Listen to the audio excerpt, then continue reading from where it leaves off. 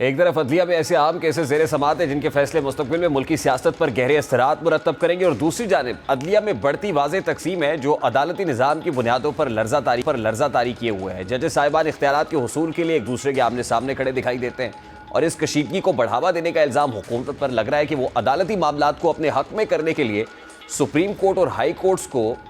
جو اپنے زیر تسلط لائے ہوئے ہیں وہ ان کے فنکشنز کو خود کنٹرول کر رہی ہے۔ بہرحال سپریم کورٹ سے شروع ہوتی ہوئی یہ اختیارات کی جنگ اب ملک بھر کی ہائی کورٹس تک پھیل رہی ہے، یہاں تک کہ وکلا تنظیمیں بھی آپس میں تقسیم نظر آ رہی ہیں، اور اسلام آباد ہائی کورٹ کے 3 ججز کے تقرر اور تبادلے کے بعد یہ تقسیم اور بھی گہری ہو رہی ہے۔ ججز کے ان تبادلوں اور تقرریوں پر سوالیہ نشان لگ رہے ہیں، اور اس کو حکومت کا بدنیتی پر مبنی اقدام قرار دیا جا رہا ہے۔ اب یہ اندازے، یہ قیاس آرائیاں ہو رہی ہیں کہ جسٹس سردار محمد سرفراز ڈوگر کو لا کر جسٹس محسن اختر کیانی کا راستہ روکنے کی کوشش کی جا رہی ہے۔ ظاہر 6 ججز نے عدالتی امور میں مداخلت پر خط لکھا، جس کے بعد عدلیہ میں محاذ آرائی کی کیفیت بڑھی، اور بقول جسٹس محسن اختر کیانی کے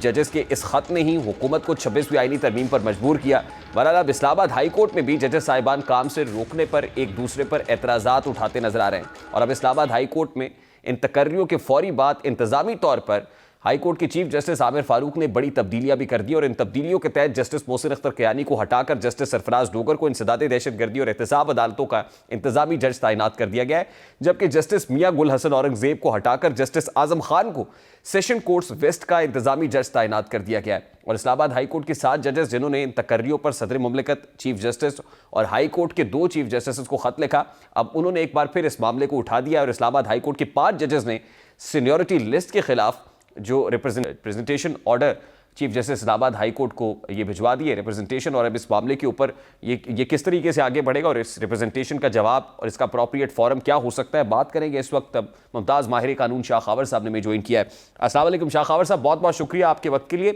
سر، پہلے ججز صاحبان نے خط لکھا، چیف جسٹس کو بھی خط لکھا، متنبع کیا،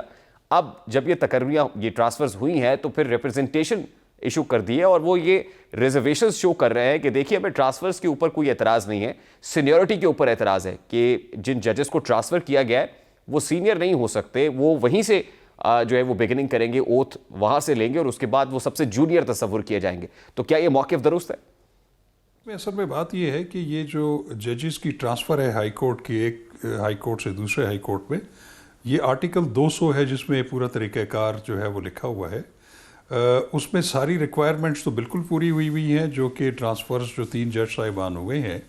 لاہور ہائی کورٹ سے، سندھ ہائی کورٹ سے اور بلوچستان ہائی کورٹ سے، لیکن آرٹیکل 200 جو ہے وہ اس بارے میں خاموش ہے کہ وہ جو جج کسی دوسرے کورٹ میں ٹرانسفر ہوں گے تو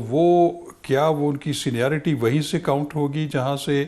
وہ اپوائنٹ ہوئے تھے اپنی ہائی کورٹ میں، اور وہ جو آلریڈی وہاں پہ ججز ہیں جو ایک سینیارٹی کا ایک ان کی ایک لسٹ ایشو ہوئی ہے، تو وہ اس کو کہاں ایڈجسٹ کیا جائے گا۔ تو اس کے بارے میں اگر جج صاحبان نے اگر کوئی ریپرزنٹیشن کی ہے یا وہ سپریم کورٹ سے رجوع کرتے ہیں، تو پھر سپریم کورٹ آف پاکستان جو ہے وہ ان کی سینیارٹی کا جو آرٹیکل 200 کے تحت جو انٹرپریٹیشن بنتی ہے یا جو رولز کے مطابق، وہ پھر اس کو ڈٹرمن کر دیں گے۔ تو آپ کو یاد ہوگا کہ کل ہی جسٹس سیاح آفریدی صاحب جو ہیں چیف جسٹس آف پاکستان نے جرنلسٹ کی ایک انوگریشن میں جو سپریم کورٹ بار کے جرنلسٹ ہیں ان کی ایسوسیشن ہے، اس میں انہوں نے باقاعدہ طور پہ یہ جب ان سے کوشچن کیا گیا کہ جو سینیارٹی ہے جو اسلام آباد ہائی کورٹ کی تو اس کا کیا ہوگا، تو انہوں نے کہا تھا کہ جب وہ معاملہ ہمارے پاس آئے گا تو ہم اس کو آئین، قانون اور رولز کے مطابق طے کر دیں گے۔ تو یقیناً ان کی اگر یہ ریپرزنٹیشن ہے اور یہ ایمبیگوٹی ہے تو اس کو ضرور دور ہونا چاہیے۔ لیکن آپ کو یاد ہوگا سر، جسٹس یحییٰ آفریدی نے تو ججز کے ٹرانسفر کو انڈورس کیا کہ یہ جو کچھ ہوا ہے وہ درست ہوا ہے، لیکن جیسے آپ نے فرمایا کہ کچھ پروسیجرز ہیں جو اڈاپٹ نہیں کیے گئے، اور جس طریقے سے ہونا چاہیے تھا وہ ڈیو پروسیس فالو نہیں ہوا ہے، تو آپ کو کیا لگتا ہے آنے والے دنوں میں جب اس پہ ڈیلیبریشنز ہوں گی یا پراپر فورم پہ یہ سب بتا دیجیے گا جو ریپرزنٹیشن آرڈر ہے اس کا مطلب انفیکٹ کیا ہے، یہ کس فورم کے اوپر جا کے یہ معاملہ ایڈریس ہوگا؟ دیکھیں یہ تو یا تو کیونکہ اب یہ جو ابھی لسٹ ہے سینیارٹی کی وہ تو اسلام آباد ہائی کورٹ کے چیف جسٹس نے وہ تو جاری کر دی ہے، تو وہ ریپرزنٹیشن تو ظاہر ہے کہ پھر سپریم کورٹ آف پاکستان میں جائے گی، چیف جسٹس آف پاکستان کے پاس جائے گی، وہی پھر اس کا مناسب فورم ہے جو کہ اس چیز کا تعین کرے گا. لیکن میں نے یہ جو پہلے آپ جیسے فرما رہے ہیں، میں بھی اس بات پہ تو قائل ہوں کہ جو ان کی ٹرانسفر ہوئی ہے وہ آرٹیکل 200 کی جو ریکوائرمنٹس ہیں ان کے عین مطابق ہوئی ہے. اور یہ جو جج صاحبان ہیں، ابھی آپ سے مجھے پتہ چلا کہ وہ ریپریزنٹیشن کر رہے ہیں، تو اگر انہوں نے بھی یہ کہا ہے کہ ہمیں ان کے جو معزز جج صاحبان ہیں ان کے تبادلے پر کوئی اعتراض نہیں ہے، صرف ہم یہ کلیم کرتے ہیں کہ ہم اپنی سینیئرٹی جو ججز آلریڈی ہیں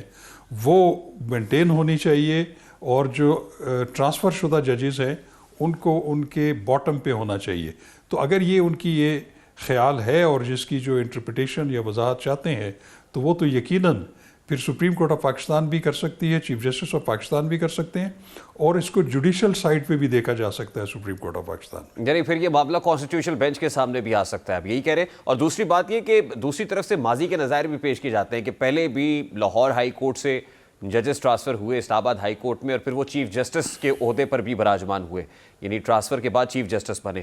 تو یہ دیکھ کے ایک جسٹیفیکیشن دی جاتی ہے کہ ماضی میں یہ ہوتا رہا ہے، تو اس لیے یہ کوئی اچنبے کی بات نہیں. دیکھیں اس میں اگر آپ یہ دیکھیں کہ جب 2010 میں اسلام آباد ہائی کورٹ ایکٹ آیا اور غالباً جنوری 2011 میں جو ہے وہ کچھ تقرریاں ہوئی تھیں، وہ پھر لاہور ہائی کورٹ سے جو ہے وہ جج صاحبان کو ڈائریکٹ یہاں پہ اسلام آباد لایا گیا تھا، اور ان کو پھر جو ہے وہ سی جے بھی بنایا گیا تھا. تو غالباً وہ آرٹیکل 200 کے تحت نہیں ہوئی تھی، وہ چونکہ فریش اپوائنٹمنٹس تھی، نئی ہائی کورٹ تھی، تو اس میں اس وقت جو ہے چونکہ ایک آئینی اور قانونی ریکوائرمنٹ وہ یہ تھی، اور جو کہ اسلام آباد ہائی کورٹ ایکٹ بھی یہ کہتا ہے کہ جو اسلام آباد ہائی کورٹ جو ہے وہ تمام صوبوں میں سے اور ادر ٹیریٹریز جو ہے وہ آئی سی ٹی میں سے جو ہے وہ ججز لیے جائیں گے. تو وہ میرا خیال ہے کہ جو پہلی اپوائنٹمنٹس تھیں وہ تو لاہور ہائی کورٹ سے ہی آئی تھی، اس کے سی جے بھی آئے تھے. لیکن اب کوشچن جو ہے وہ آرٹیکل 200 کا ہے، اس کی انٹرپریٹیشن اگر یا اس پہ کچھ ابہام موجود ہے تو وہ یقیناً یہ جو اسلام آباد ہائی کورٹ کے جج صاحبان ہیں ان کے جو تحفظات ہیں یا ان کا جو خدشات ہیں ان کو دور ہونا چاہیے، اور آئین اور قانون اور جو رولز ہیں ان کی روشنی میں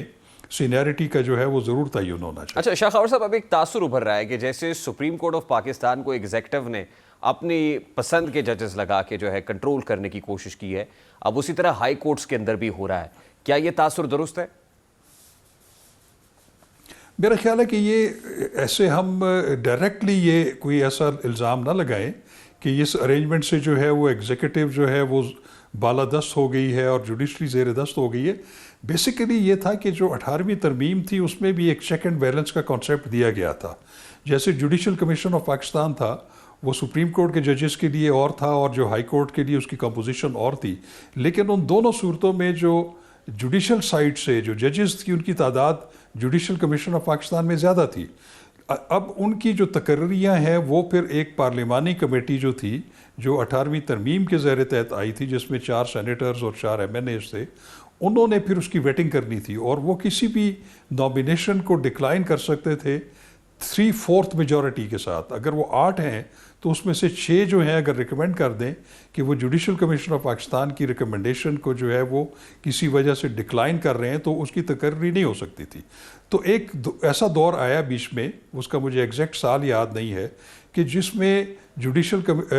جو پارلیمانی کمیٹی تھی آئین میں جو دی گئی ہے، انہوں نے جوڈیشل کمیشن کی کچھ اپوائنٹمنٹس جو تھی جو لاہور ہائی کورٹ کی تھی ان کو انہوں نے ڈکلائن کیا تھا، ان کو منظوری نہیں دی تھی، جس کو پھر ان جج صاحبان نے لاہور ہائی کورٹ میں چیلنج کیا، اور پھر سپریم کورٹ میں بھی یہ معاملہ آیا. وہ غالباً منیر بھٹیز کیس ہے.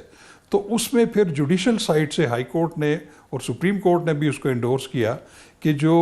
پارلیمانی کمیٹی ہے وہ بالادست نہیں ہو سکتی جوڈیشل کمیشن کی جو فائنڈنگز ہیں. تو اس کے بعد پھر وہ جو پارلیمانی کمیٹی کا جو رول تھا وہ بالکل منیمائز ہو گیا تھا، اور صرف ڈاکخانہ بن کے رہ گیا تھا کہ انہوں نے وہاں جانا ہے اور اس کے بعد وہ جو ریکمنڈیشن دیں یا نہ بھی دیں تو 15 دن کے اندر اندر اس کے بعد جو ہے وہ سمجھا جاتا تھا کہ وہ تقرری ہو گئی ہے. تو اس کو بیلنس کرنے کے لیے 26ویں ترمیم میں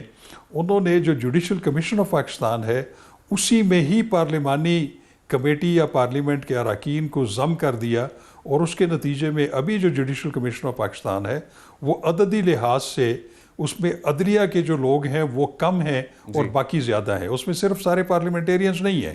اس میں اٹارنی جنرل بھی ہیں, وکلاء کے نمائندے بھی ہیں, کچھ اور لوگ بھی ہیں جس سے اس کی حیت جب لیکن سر اس سے آپ دیکھ لینا کہ عددی برتری یوں لگتا ہے حاصل ہو گئی ہے ایگزیکٹو کو جوڈیشل کمیشن کے اندر. ہاں, اگر آپ اس عددی لحاظ سے دیکھ لیں تو پھر یہ بالکل یقیناً کہنا درست ہوگا کہ اس وقت اگر